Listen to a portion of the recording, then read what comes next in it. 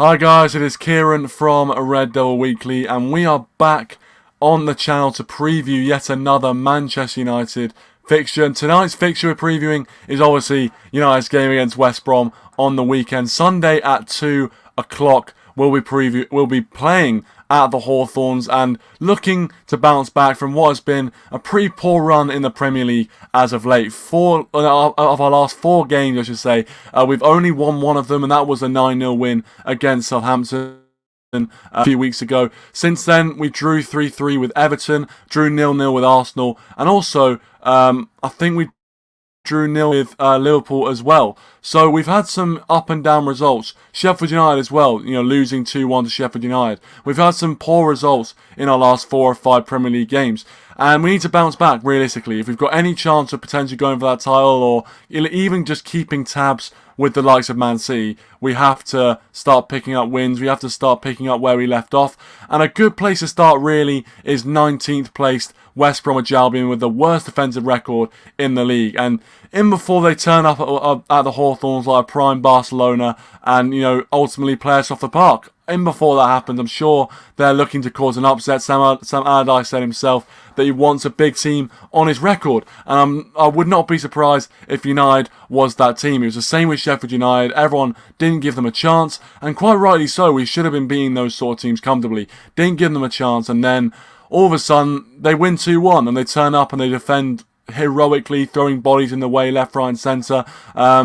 But in this game, we can't afford that. We really, really can't afford that. And Naveen, thanks for joining as well. Really appreciate it. Thanks for watching. If you guys are watching as a video, please do make sure to hit that like button. Also, leave your thoughts in the comment section down below. I always do enjoy listening and hearing to what you guys are saying in the comment section down below. So make sure you do get your thoughts down below, and I'll be reading and replying to you and interacting with you down there. And so if you're watching as on the stream as well, watching live, please do feel free to get your voice heard in the live channel, get your comment read out, and we can chat about what you have to say, as usual on this show, because the fans make the show. But yeah, for me, this game, as Matthew said there, he says they'll sit deep and it could be hard for us. I actually think this game could be difficult. I think that, if you look at, this season they've been poor defensively, especially defensively. I think they've got the worst defensive record by a country mile this season. But our record at the Hawthornes just seems to be a little bit... It doesn't fill me with much hope. Now, as I was discussing on Rich's stream, actually, and Rich has joined us. Thanks for joining, Rich. Appreciate it. Make sure you do check out Rich Sports as well. Did a preview on his channel. Really did enjoy it. So make sure you do check out Rich's channel if you have spare time. But yeah, as I was saying on there, I just feel like even though the record suggests that we should be hammering West Brom, these are the sort of games which I can see United slipping up in, and I don't know why. It just games against teams like that who sit back and play the sort of football that Sam Allardyce does, and the likes of Sean Dyche and these sort of teams and these sort of managers. I feel like whenever we come up against that style of football, there's always a chance of slipping up. There's always a chance of potential banana skin, and that's something which I'm worried about, especially where we find ourselves this time at this point of the season. You look at the fact that Man City are running away with it.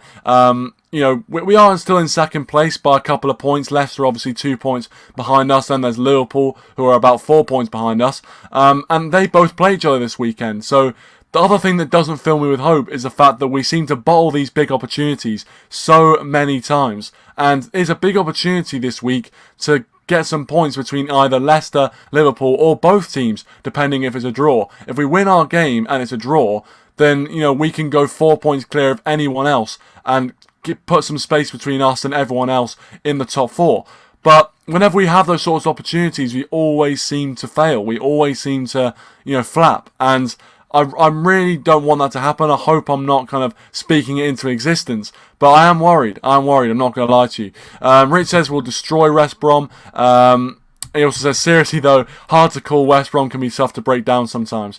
Well, yeah, no, I think on paper you're absolutely right when you say we should destroy West Brom. I think on paper, our attacking record, we've scored, the most amount of goals in the Premier League this season. I think actually we did before Man City played Liverpool and then they scored 4 at Anfield. But We pretty well scored the most goals in the Premier League this season. West Brom have shipped the most goals in the Premier League this season.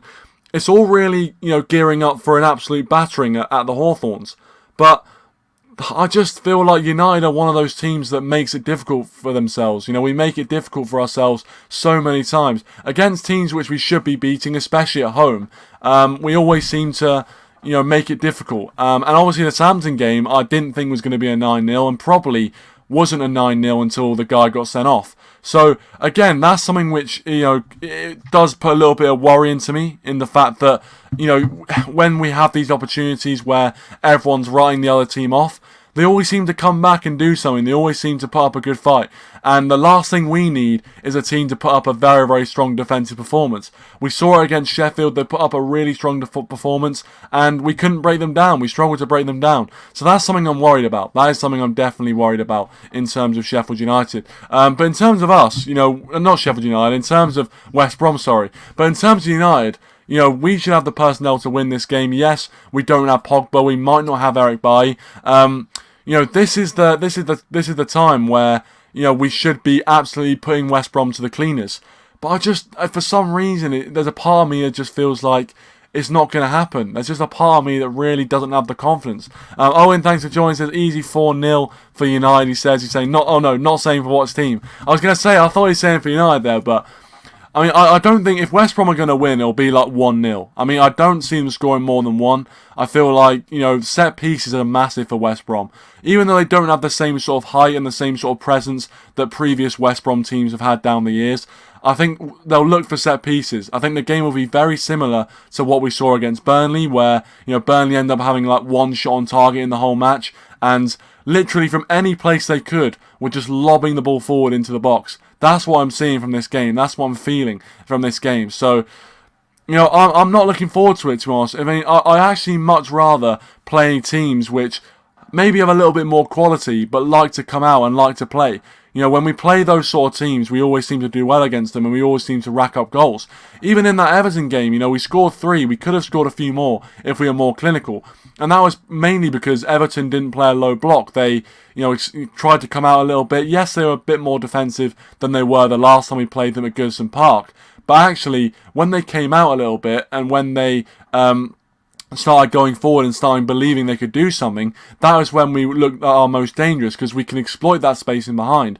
When we played the likes of Sheffield United this season, other teams like that, we've crumbled and we haven't been able to break them down. So that's something which does worry me. It's something which does worry me massively. But we have to prove if we are going to finish in that top 4 comfortably, or if we are going to, close the gap on Man City, you have to win these sort of games. It doesn't matter where they play a low block. It doesn't matter what tactics they put out. You have to win. You have to get through, and you have to win the games that you should be winning.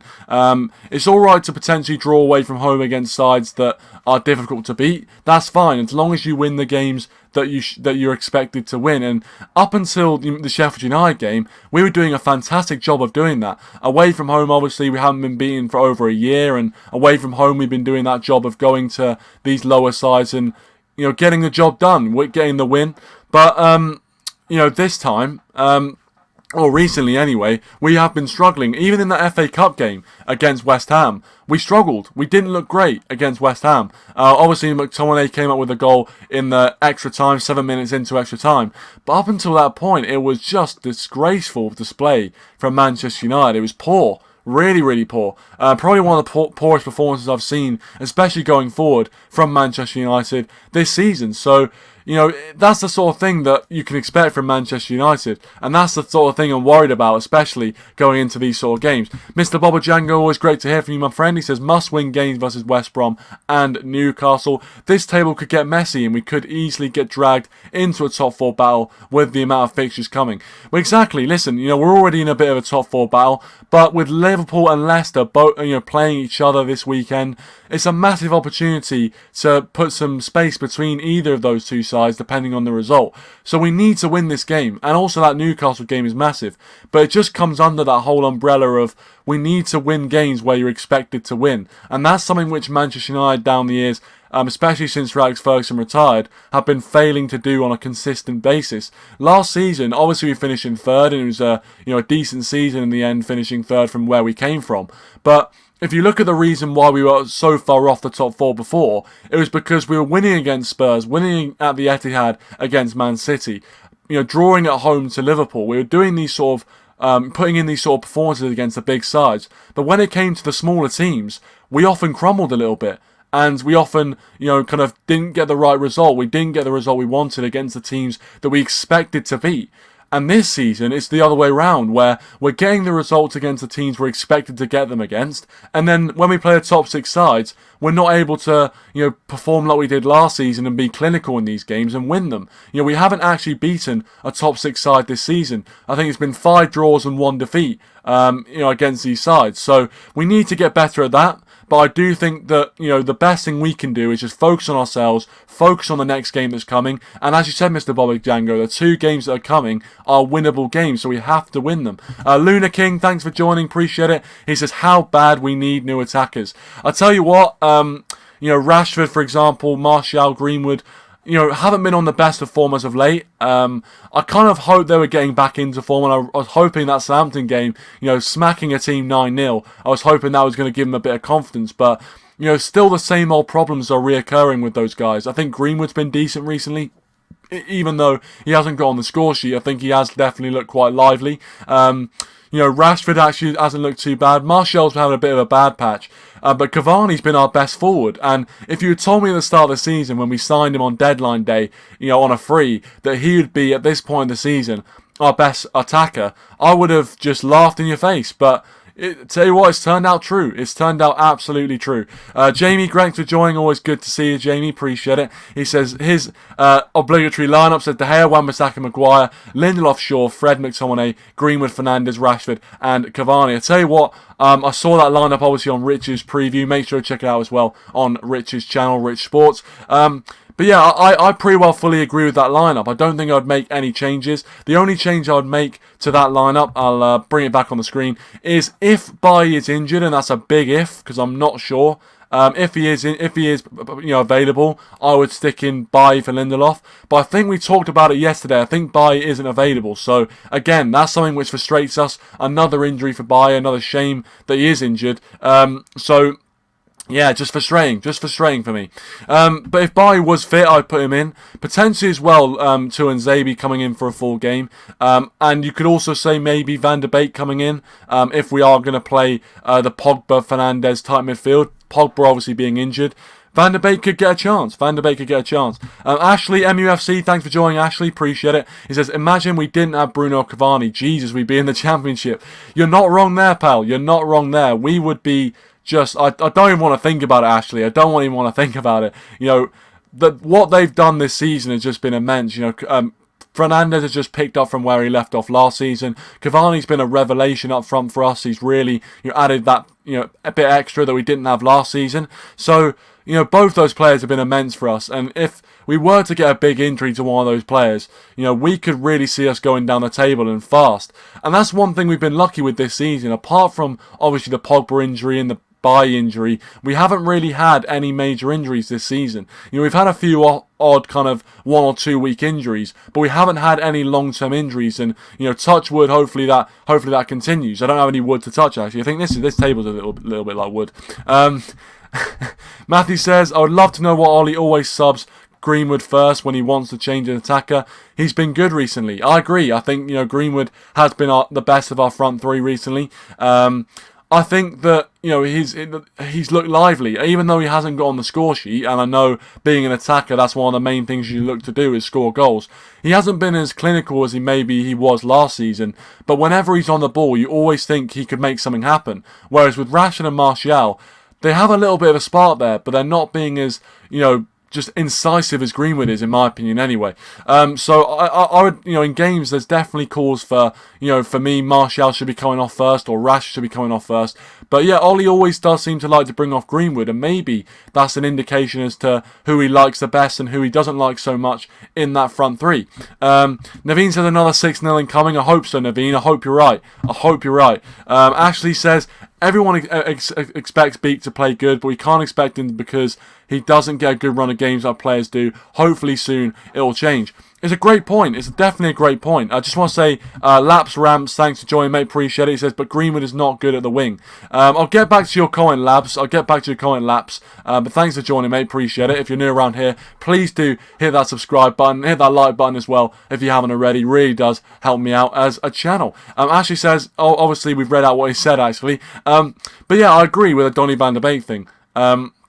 You know, the fact that he doesn't get that long run of games just means he's not able to hit that form. He's not able to hit his stride or even make a stride. And, you know, that's the frustrating thing for him is that, you know, when you see him getting subbed off in the game against West Ham, when you see, you know, when you see his face, you just feel so sorry for him because we know there's a quality player in there. We know. There's a reason why we decided to bring him in. And there's a reason why he was part of a team that got to the Champions League semi-final, really should have got to the final, and really overachieved with the team he was in. And he showed such good signs of promise. But I think, unfortunately for Van de Beek, and I'm not sure whether it's the system, what it is, but something's not going right now. And Ollie said he will get his chance. And I think the biggest thing for Van de Beek is to try and make the most of the chances when he gets them. And I'm not sure he's been doing that recently, but again, you have to feel sorry for him in my opinion. And Naveen says, just want a simple win against West Brom. Don't we all, Naveen? Don't we all? Just a simple, no heart attacks, no nervous moments, just a straightforward win. Love that. That would be brilliant. He said, oh, so Lap says, but Greenwood is not a good wing. I think Greenwood on the wing isn't the worst option. I don't, out of the front three we've got, I think he's probably the most like a number 9. I agree. I feel like, you know, in terms of wingers, we have, you know, I think Rashford and Martial are probably better on the wing. I think Greenwood's better through the middle. I think he's much more clinical. I think he's got much more of a striker's instinct. We all know the quote that Ollie said, that, you know, Greenwood is by far the best finisher at the club. So we've seen it firsthand. We saw it firsthand last season as well. So I've got no doubt that Greenwood is the best finisher. And I think in the future, we will see Mason Greenwood as the number 9. Hopefully, as he grows as a player and grows as a person, he will grow into that number 9 role. I'm sure the likes of Rashford and Martial will have something to say about that as well. But you want that competition. You want that competition. But I do think Greenwood is more of a number 9. I do think number 9. And you haven't done blasphemy, mate. You haven't done blasphemy. Don't worry about that, mate. Don't worry about that. It's always good to have difference of opinions and have your opinions, and that's the main thing. Jamie says it won't be simple. It'll be frustrating. Hope I'm wrong. I have to agree with you, Jamie. I have to agree with you. And Naveen says, I don't think Van de Beek can make those long-range passes like Bruno and Pogba. He's more pass-orientated and tight spaces, exploiter, and can be good defensively. I agree. I feel like, you know, when you watch Van de Beek, you see that, you know, he's much more... I mean, take the example of the best player that he links up with is someone is Juan Mata. You know, him and Juan Mata seem to have a really good relationship. And that's because they're very similar in terms of, you know, they're not quick, or they're not especially quick anyway, but, you know, they can kind of interchange with each other. They both do those little flick passes. And, you know, the fact he works well with Juan Mata, for me, says it all. Ashley says you saw his face against West Ham. That says it all, 100%. I felt so sorry for him when I saw his face. You could just see the dejection in his eyes when he went off. It was just really, really sad, really. Mr. Boba Django says, Ollie has some interesting opinions about Fred first year at the club in the press conference. That might have been a hint towards Van de Beek's lack of appearances. It's still frustrating. Yeah, I think, you know, Fred obviously was the same sort of thing where, you know, he didn't have as many games, and now obviously he's playing pretty well week in, week out. And some people are still critical of Fred. Obviously he's had good periods, he's had bad periods at Manchester United. His Man United career has been a bit up and down. But yeah, I think it's a similar situation, and hopefully Van de Beek can get a run of games where he does kick on and does improve, because I think a lot of people were saying that, you know, in the past, or I think it was last Christmas, that during that period where we played Burnley, Spurs and Man City, Fred was probably our most improved player. So if Van de Beek can have the same sort of vein of form and can start really implementing himself on this team, then it'll be a great option to have. And I think he's still a decent option in terms of rotation. Kevin, thank you for joining, Kevin. Appreciate it, my friend. He says United 4-0, West Brom is his prediction. We've had a few 4-0 predictions. We've had a few, so hopefully that's a good sign. Hopefully great minds think alike, and hopefully the football gods are thinking in the same way as you, Kevin. Naveen says, Upamecano has officially gone to Bayern. I'm pissed off so much. Why can't we approach such players? I want Ruben Diaz once upon now. He's heart of Man City's defence. Please, Man United, get some centre-back. I mean, Are you surprised with the Glazers? I'm not. I'm certainly not surprised with the Glazers, and this deal not happening. You know, for me, he was the perfect guy. We played against him twice in the Champions League. He looked a superb player. He looked so good. He had it all. He had the pace, the technical ability on the ball. Him next to Maguire, for me, would be a fantastic partnership. But obviously the Glazers don't see it that way. And I mean, you guys must have seen it on social media. Tyrone Mings, ladies and gentlemen. Tyrone Mings. I'll let that one sit with you. Tyrone Mings. Jamie says, Ollie's looking at Mings, Koundé and Varane. I mean, Koundé and Varane, for me, are both very, very good targets. Tyrone Mings? No, not a chance. Ashley says, one man you just can't hate in the moment, McSauce, beast in the midfield. Exactly, that is exactly why I made him the picture of the thumbnail, the subject of the thumbnail. Unbelievable, absolutely unbelievable right now. And you got to give him credit. I know he's not. Some people say he's not the most technically gifted midfielder. I know we've had some words, some interesting words said in the past on this channel and various other channels that I've been on about Scott McTominay. But you know, fair play to him. I think he's probably got the best shot on the team right now. I don't think that's a doubt. He's got the best shot on the team right now. And you know, when he unleashes that right foot, he can score some bangers. Luna King says if we have Haaland and Grealish, Donny would fit into that system. But suggesting Martial Rashid to be out is like hitting a wall. Yeah, that's true. Yeah, people just don't like that. When you suggest taking Martial and Rashford out of a team, people really don't like that. But Martial, for me, especially, I don't see what he's done to really warrant a starting place in this team. Especially if you look at his recent performances, I really don't see it, but that's just me. James says Glazers know nothing about football, literally nothing. Yeah, exactly. Listen, they won the Super Bowl with their, Tampa Bay Buccaneers, but they don't care about football. I mean, they call it soccer, for God's sake. They do not care. Lamp says Mings made a mistake against City. Upamecano, I never wanted him, but he was a bit overweight. But to be fair to him, mate, I mean, I'm not sure if you've watched Upamecano play against us in the Champions League. I thought he was their best player. I thought even at Old Trafford, he conceded 5, and he still was a candidate for man of the match, in my opinion. Now, maybe that's my deluded opinion, but I thought he was still a candidate for man of the match, which is mad. Naveen says, Glazers team won Super Bowl, bought Brady from United money. Now it's their time to invest in United more than ever. I hope you're right, and I agree. 100% agree. Kobe's joined us. Thanks for joining us. Says, love the hat game. Yeah, I know, mate. Look at that. Bit of New York Yankees on the front. But yeah, I just thought I'd wear the hat because my hair is just getting out of control, ladies and gentlemen. My hair is just looking ridiculous. It looks like, I've just got out of a drying booth. I've just dried my hair and it just looks terrible. So I thought I'd wear a cap, spice it up a little bit. Dazza's joined us as well. Dazza's football stand. Thanks for joining, Dazza. Appreciate it. He says, oh, look, Kieran's wearing a cap. Hats off to you. Hats off to you, my friend. Hats off to you. But thanks for joining. Make sure you do check out Dazza's football stand if you haven't already. Brilliant stuff on there. Naveen says Koundé is 5'10". Don't know if he suits Premier League. Can't judge though. Exactly, you can't really judge until they come into the league. I think there's been a lot of signings where people have scratched their head at first, but actually it's turned out to be very, very decent. And there's also been players where you look at them and go, you are perfectly suited to this league, and then they come into the league and just underperform. So you can't really, qualify until you've actually seen it. Ashley says, wonder if Ahmad will get a shot against West Brom. Hopefully he deserves it. I mean, I think, it'd be great to see Amad Diallo against West Brom, even if it was just for a cameo 5 or 10 minutes. I mean, I think it'll be, dependent on what happens in the game, what sort of result we're looking at.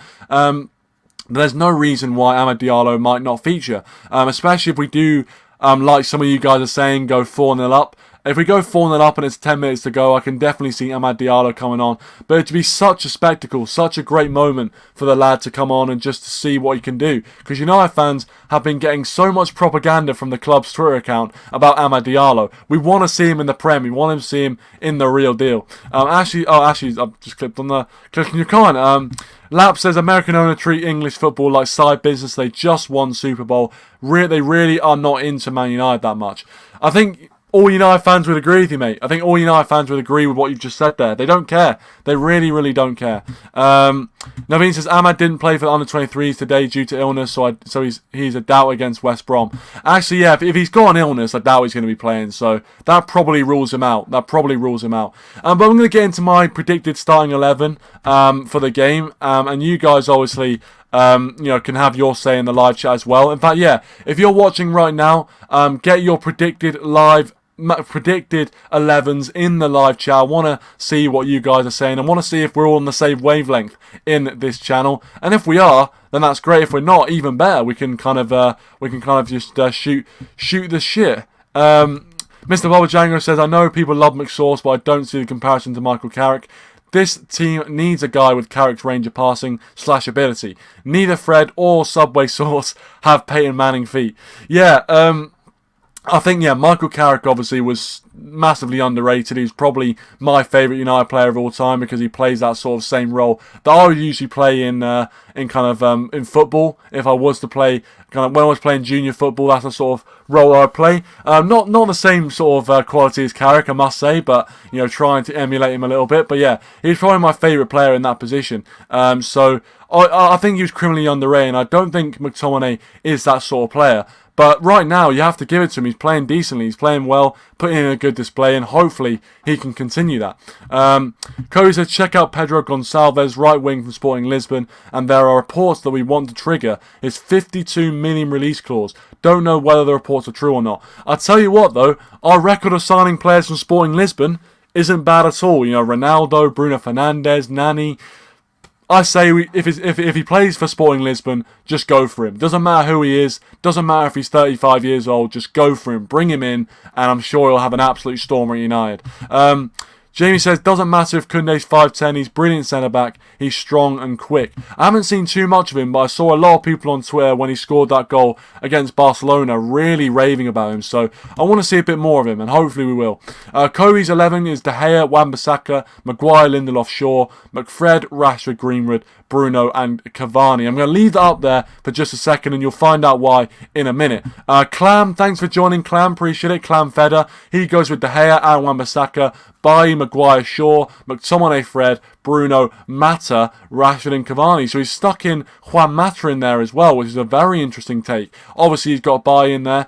And to be honest with you, if Bailly was fit, I would definitely put him in, Clam, but I'm not sure if Bailly's fit. I've heard reports that potentially he's still injured, he'll be out for another week, which is really unfortunate, but if he is, declared fit for this game, I think we should stick him in. If he's not, then I think, Lindelof probably keeps his place. But I think that's a decent 11. I think it's a decent 11. And thanks for joining. If you are new around here, make sure you subscribe to the channel as well for more Manchester United content just like this. Ashley says Hannibal Mejbri has been promoted to the first team. If you know him, what a player, by the way. Yep, of course. Every Man United fan knows the name of Hannibal Mejbri by now. Obviously, done superbly well in those under-23s. Just looks so good. Looks $1 million, especially when he's playing with Amad Diallo. I'm not sure if you guys saw the clip of him actually, just them two just tearing up the Blackburn defence. They couldn't get near him. They were just passing it about like they were in a rondo. They couldn't get near him. It was so good to see. So satisfying. So hopefully in the future we can see that sort of partnership on the pitch flourishing. But the reason I'm going to keep this lineup on the screen is because this is my predicted 11. What Kobe says is my predicted 11. I think Jamie says something very much along the same lines. But yeah, David De Gea, Wan-Bissaka, Maguire, Lindelof, Shaw, McFred, Rashford, Greenwood, Bruno and Cavani. That is my predicted 11. So me and Kobe have the same 11. I think, as I said, obviously, Clam there put Bailly in the team, and I think if Bailly is fit, I'd definitely go with Eric Bailly. But I don't think he's going to be fit in time, which is really unfortunate. But if he was fit in time, I'll go there. I'll go with that. Then, obviously, you've got Maguire, Lindelof, Shaw. I think, Shaw's been our best player by far this month. I think he will win Player of the Month this month. I think you could probably put money on that right now. McFred in there, Rashford, Greenwood, Bruno, and Cavani. That's the kind of favourites that Solskjaer's been playing, and I don't think he's really going to change for this game. So that's what I'm going to go with. Daz's 11 is De Gea and Wan-Bissaka, Fridge, Flop, Shaw, Bruno, McTominay, Fred, Rashford, Cavani, and Daniel James. Daz has gone with Daniel James as well. Not the worst shout, I guess. Obviously, you could argue this is the time for him to, get an appearance. West Brom's defence isn't that great. But at the same time, what I would be worried about is Daniel James playing against a low block, because I'm not wholly convinced that Daniel James can play that role and play it well. Especially when you have a team that sits back defensively. You don't get those spaces in behind. And Dan James, with that blistering Sonic the Hedgehog pace, is so good in behind. So hopefully, West Brom can open up, and if they do, maybe bringing Daniel James on might be a better option than starting him. But we'll have to wait and see how West Brom set up. My feeling is they're going to set up very, very defensively. Jamie says Tyrone Mings and Maguire's partnership for England is pretty good. Ollie wants a left-footed centre-back. Yeah, might not be the worst. That might be the thinking behind bringing in Tyrone Mings. But I just don't see it. I just don't see Tyrone Mings and Maguire being in the Premier League at least, being a kind of solid partnership. But I've been wrong before, and you know what? I'd be happily wrong again if he was to be brought in and he was to have an absolute stormer. Anything just to get a solid, consistent centre-back partnership. Anything to do. Anything would just be brilliant. Cody says Shola Sharita... I keep saying his second name wrong, so I'm just going to say Shola. Promoted to the first team as well. Remember the name.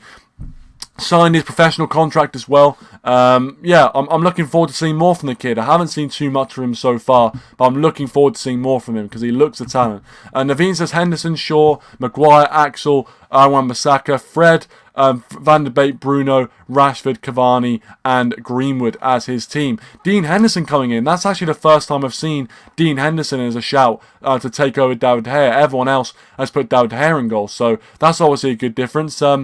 But yeah, Henderson, that is a debate. Would you guys start Dean Henderson? How do you think it's been going for Dean Henderson this season? Personally, I think he's been doing a fairly decent job when he has come in.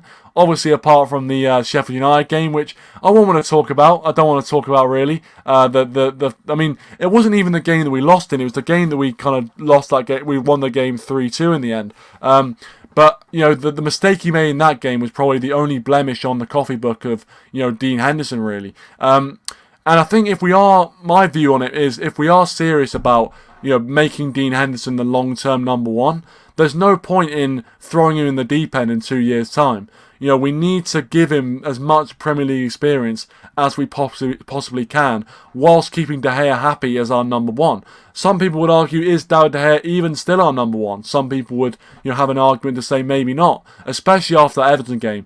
For me, it's too reactionary. I feel like De Gea, is still a decent goalkeeper. Just because he had a poor performance against Everton doesn't mean he's not a good goalkeeper. So yeah, for me, De Gea definitely has to...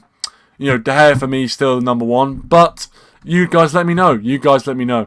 Bobba Django's 11 is Henderson, Wan-Bissaka, Tuanzebe, Maguire, Shaw, Fred, McSauce, Bruno, Rashford, Greenwood, Rashford, and Cavani. Yeah, it's a few shouts to Tuanzebe there, as you can see. A few shouts to Tuanzebe instead of Lindelof.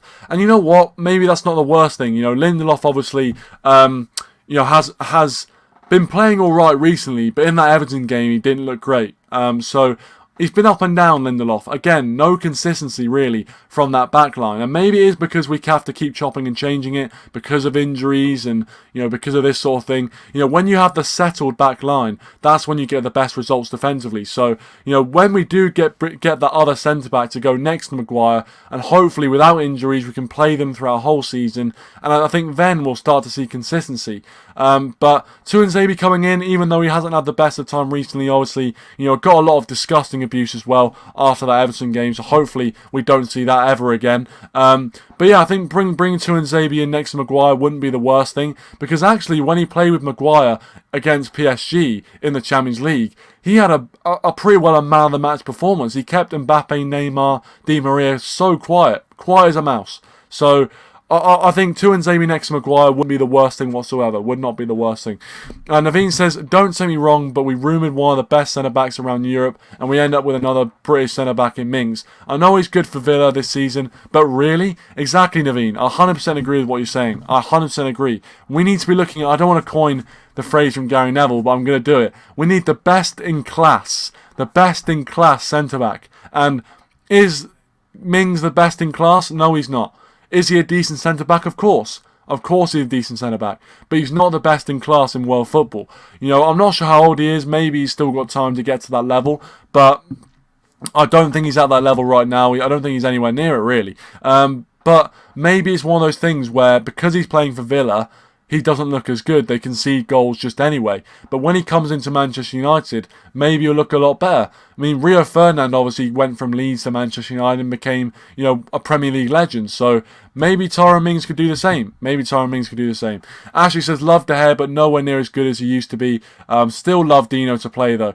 Yeah, I think a lot of United fans are starting to steer towards that sort of opinion of David De Gea. The fact he has kind of fallen off a little bit. But it's a difficult situation with De Gea, because actually before that Everton game, he hadn't really made any, kind of poor mistakes. He had a pretty settled performances, pretty consistent performances from De Gea this season. Until the Everton game. That Everton game was just a massive blip in terms of what he's shown this season. He's had a few questionable things happen, but this season I think he's been alright. So I think after that Everton game, to suggest that David De Gea is not a good keeper, it's just ridiculously reactionary in my opinion. I know United fans will be, very frustrated after the result, but I think even after one poor game, keepers have those games. I still think David De Gea is a fantastic keeper. I'm not sure if he's world class anymore, but he's definitely very good. Jamie says it will be a game where we have most of the ball, so we need to be constructive with the ball. Exactly. We're going to have most of the possession. And to be honest with you, Jamie, that's the one thing that worries me, is the fact that we actually seem a lot better when we don't have the ball. We seem a lot better when we counter-attack and we go in a little bit as the underdog. So that's the one thing that worries me a little bit. But we should get the job done. And Mr. Bojang says Tuanzebe is the only person I've seen kind of pocket Mbappe. Exactly. Tuanzebe had a fantastic night that night. And if he can produce those performances, week in, week out, we might have another quality defender on our hands. But until that happens, then yeah, it's not looking good. Mo, thanks for joining. Appreciate it. He was massively disappointed to miss out on Upamecano. Same here, Mo. Same here, mate. For me, he was the perfect guy to come in next to Harry Maguire. I know United fans, some didn't agree. Some thought that maybe others would have fitted. But for me, Upamecano was the guy. When I watched him for Leipzig, he was the guy I wanted. As I said at the start of the stream, we won the game 5-0, and he was still a candidate for man of the match. He was by far their best player on that night. He was so good, so cool on the ball, had the pace, had the physicality, great aerially. I think for me, he was the guy that should have come in, but obviously maybe the amount of money just didn't do it for the Glazers. Lap says, I want United fans to stop advertising Shotier or Medjbury or other academy attackers. Well, to be fair, as a United fan, it's hard not to get excited. It's hard not to get excited about your academy graduates, in my opinion. Rich, I totally agree. Hard to say no to buying, he says.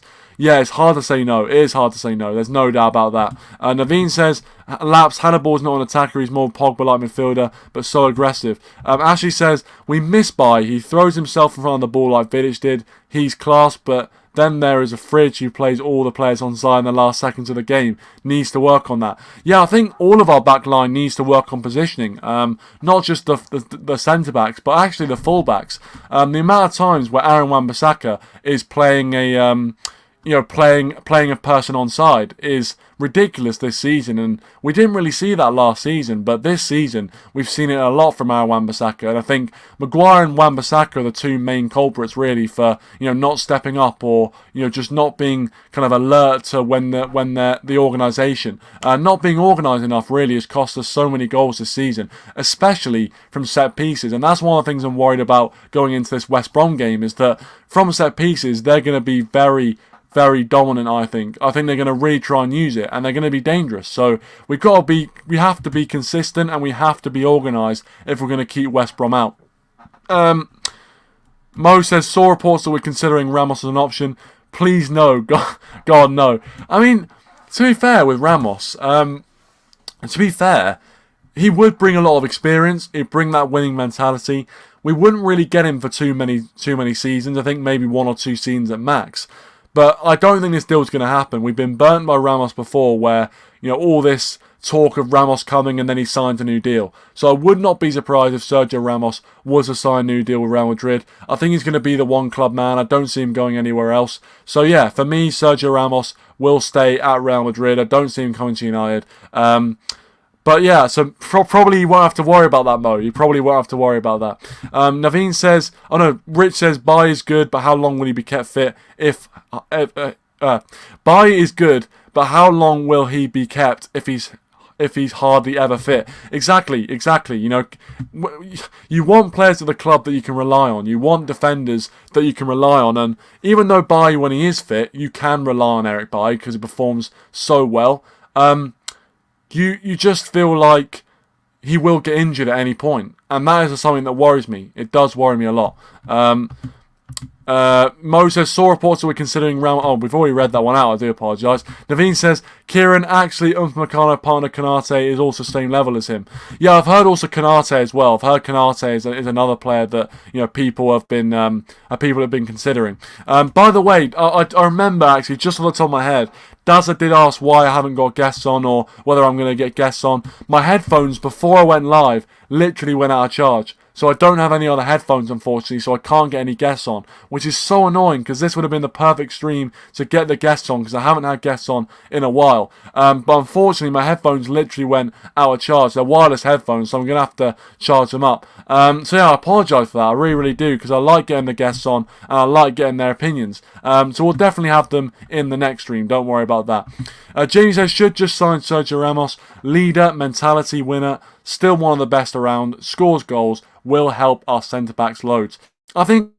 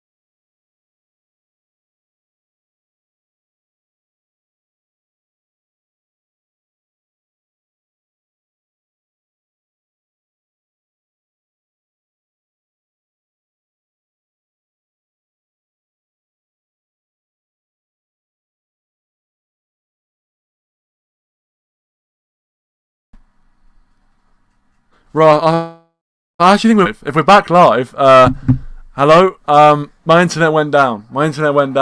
I didn't know I'd be able to come back live anyway. I didn't actually know. I hope you didn't hear some of the stuff. Oh, well. Anyway, I've seen Hader join. Hader, you joined the worst point, Razwan. Thanks for joining, appreciate it. Yeah, my internet basically cut out. Aser Lahim as well, he joined. Thanks for joining, Aser. Had a few new people join when it went down. I do apologise. He says, what's wrong with Thomas Partey? Did we dodge a bullet, he says. I don't think we did. I think Thomas Partey, to be fair to me, is a quality player. He is a quality player. Thomas Partey. I'm not going to be biased and say that he's crap. I think Thomas Partey's a decent player. So, yeah. Oh, sorry. I've just got knocked off by that. I was actually kind of winding down towards the end of the stream anyway. But yeah, unfortunately, my internet just went down, and pretty much that's all I can say with that. My internet just went down, and yeah. Well, a few score predictions, yeah. Tell you what, Rich, that's perfect. Rich knows, he's a host. Rich knows, he knows what I was thinking. Get your score predictions in, anyone who's still watching. And if you are still watching, thank you so much. Really do appreciate it. I do apologise for the lengthy loss of time there. But we'll just end the stream on score predictions. Rich says, still going 4-0. Yeah, I'll take 4-0. 5-1, Naveen says, I love the confidence, Naveen. Love that. As I said, I'm sorry. I don't usually swear. Guys. I don't usually. That was you saw a little bit behind the curtain there. But I was just so annoyed that my internet cut out. So I say if swearing offends any of you, I do apologise. But yeah, I guess you've seen a little bit of what I'm usually like. But anyway, yeah. So I do apologise if I did shock you with that. But yes, I have cussed before. Maybe you thought I was like a CBC presenter, I was squeaky clean. Not on your Nelly. I do cuss. Brendan and I, man, you've joined at the perfect time. Thanks for joining. He says, guys, let's give 20 likes if you want to be entered in the draw to win Red Door Weekly's prize giveaway. You can win Kieran's cap. This actually isn't my cap, technically, so I can't give it away. But 20 likes, if you guys want to get us to 20 likes, yeah, that'd be absolutely fantastic. Giveaway may not be included, but 20 likes will be absolutely fantastic. And thanks for joining, Brendan. Iron Man says 7-0 or less than that, Ollie out. I think that's a little bit of extreme, but you know what? I like the optimism. Indeed. Naveen says, how important is Europa League, guys? I know we want to win all and never lose, but Europa League name itself. Well, listen, the Europa League is always is a trophy that we could win. It's a trophy we could win. But let's be honest. If it was either, trying to go a long way in the Europa League or, getting and cementing top 4 in the Premier League, if it was a choice between those two, I think we need to focus on the league. But we do need to look at winning trophies. Even though we have been looking recently in recent seasons of just cementing our Premier League place, we need to start looking at trophies, because we don't want to become Liverpool or Arsenal, where it starts or Spurs, for example, where it takes another 20 years until we win a bloody trophy. So we need to stop that, and we need to win. James is joking, didn't really hear you. Well, I've just revealed that I did now. Oh, I tell you what, you should be a detective, Jamie. You just got information out of me that I didn't even want to give away. You just got information out of me somehow. You should actually be a detective. Brendan says subscribe to the channel or if you want Kieran to fight other people for charity. I mean, subscribe to the channel, but I won't be fighting other people for charity. I mean, unless there was like millions involved. If there was like a ridiculous sum of money and it was going to charity, maybe then I'd be like, you know what, give me the gloves. Give me a week's training, I'll be back on it. But yeah, no, I unfortunately that probably isn't going to happen on this channel. If it does happen on this channel, then someone needs to slap me and just say, "What are you doing? Getting in a ring?" But yeah, score predictions. For me, I'll give you my score prediction. On Rich's stream, a few of you guys, obviously in the live chat, I remember were there anyway, so you probably remember. And if you don't remember, then you weren't listening. This is a bit of a test if you do remember what my score prediction was. But I'm going to go with a 3-1 win to United. I don't think it's going to be a simple game. I think, as Jamie said earlier, I think they will look to frustrate. I think they'll sit in a very solid defensive shape, and they'll play like Sheffield United and Burnley did against us. And it'll just be about moments FC, in my opinion. We need that moment to break the deadlock. Once we do break the deadlock, I believe we will go on and score a few more. I don't think we're going to get out of the Hawthornes without conceding, even though if you look at previous results they've had against the top 6 sides, they haven't been great. I think the only point they've got at home all season under Sam Allardyce was a 2-2 draw with Fulham. So they haven't really been doing that great at home this season under Sam Allardyce, and hopefully we're not the first team to make them look good. But I'm going to go with 3-1. I think Bruno Fernandes on the score sheet, Rashford on the score sheet, and then who knows? Maybe someone like Harry Maguire from a set piece. That'd be great. So yeah, 3-1 United. Take that all day long. Any win is a good win, as we always say on the stream. Naveen says, everyone is forgetting it's an away game. Home we win away. How we win away game? By conceding and come back. Exactly. 3-1 United, Jamie. 3-1 United. Great minds think alike. Great minds think alike. Brennan says, what did I miss apart from the entire show and the prize giveaway? You didn't. Well, no, you missed. Well, that's exactly what you missed. I mean, yeah, Jamie. Everyone in the chat can vouch for me. We did a huge giveaway. We had a little wheel in the background. It's like Wheel of Fortune, Jamie. You missed it. But yeah, you didn't. Don't worry. As we always say on Red Devil Weekly, you're never late. That's the Red Devil Weekly mantra. You're never late. You're never late on Red Devil Weekly, so don't worry if you don't come in for the start. Dazza as well. Dazza says, hopefully you don't ever come back. Well, I mean, to be fair, comebacks are great for the highlights, watching the highlights afterwards. But when you're watching it before, when you're watching it during, it's just a heart attack that you just don't need. And by the way, Dazza, I did read your comment about live guests. My headphones literally just before it went live basically went dead on me. They were out of charge, so unfortunately I was planning on getting guests on, but I'm obviously not able to get them on now. But definitely for the next stream or whenever you want to come on next, we'll definitely get you on, because we haven't had guests in a while and they're always good to see what you guys are saying. A few more comments before we end the stream. Rhys says, look at the room, all the prizes are gone. Exactly. I mean, we've got this. I mean, there's that to win. I've just given away that we go to Tesco's. But yeah, that's about it. We're clean out. In fact, if you want to win this book is for sale. It's not really. I can't get away with that. It's not my book. And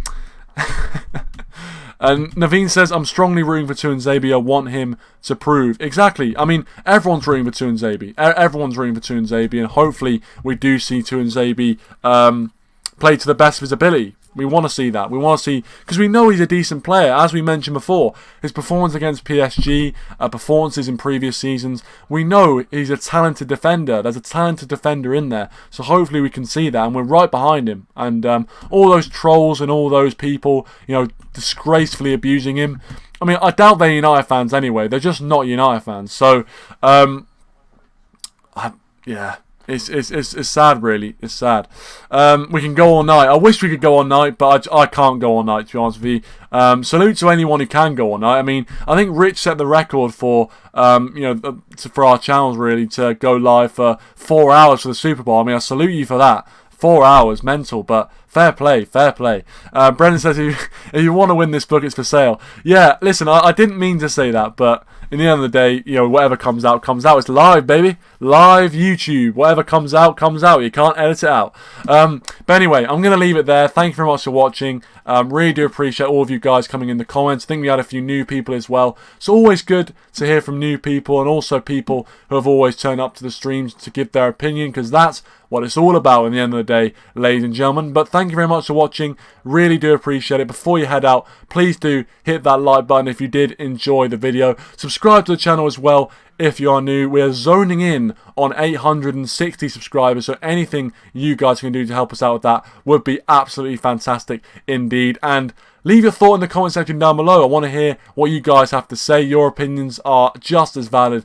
as mine, so please do let me know your thoughts in the comment section down below. Subscribe to the channel as well if you are new, and we will see you after the West Brom game. But until then, thank you for watching, and we'll see you in the next one. Cheers.